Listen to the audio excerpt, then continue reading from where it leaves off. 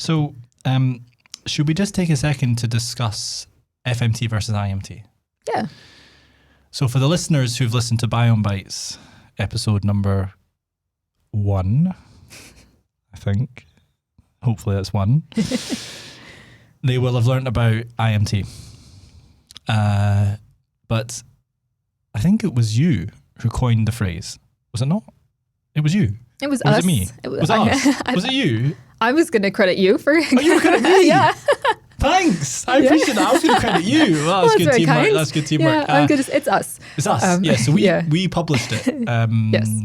Yeah, and we may have been the first. Although there was the University of Minnesota crew who also were calling it something different.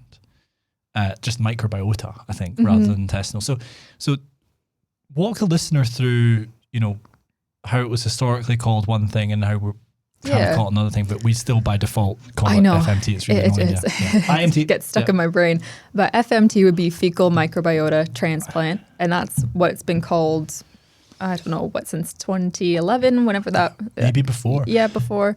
Originally, actually, I think it was called fecal bacteriotherapy. Okay. From the Ben Eisman case report in 1958, who had those 4 patients who weren't getting better, and he was just like, yep, I'll decide. I'm the chief surgeon. I'm going to do this procedure, and they got better. 1958, journal surgery, fecal bacteriotherapy, I think it's called. Yeah. That's an interesting history. Yeah. But, it's got, with the word fecal associated with it, some negative connotations. Yeah. And I think that's been a really big barrier in healthcare for patients and for doctors to bring it up because there's that ick factor associated with fecal. And as time progresses and things get more refined, it really isn't reflective of fecal anymore, which is why we proposed intestinal microbiota transfer. Yep. And that's what we try to use now. Yes, IMT. Yeah, because I mean, we can talk about our product. I'm jumping ahead now because you're now working at a company called Enterobiotics, and I am too. Disclosure. But we'll our product.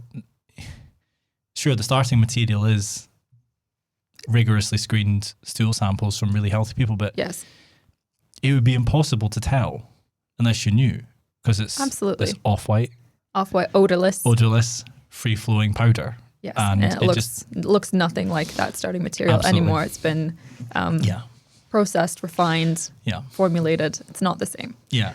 So I think, but in another respect, if you don't have the kind of technology and capabilities and know-how and intellectual property that we have at Enterobiotics, you're probably not likely to be able to create a product like that. So maybe people still feel they need to call it FMT because it's this brown liquid, I'll probably think of it as FMT as I discuss my PhD, because I think that was much earlier on than we are now. That makes sense. But IMT is more what I think of when I talk about enterobiotics.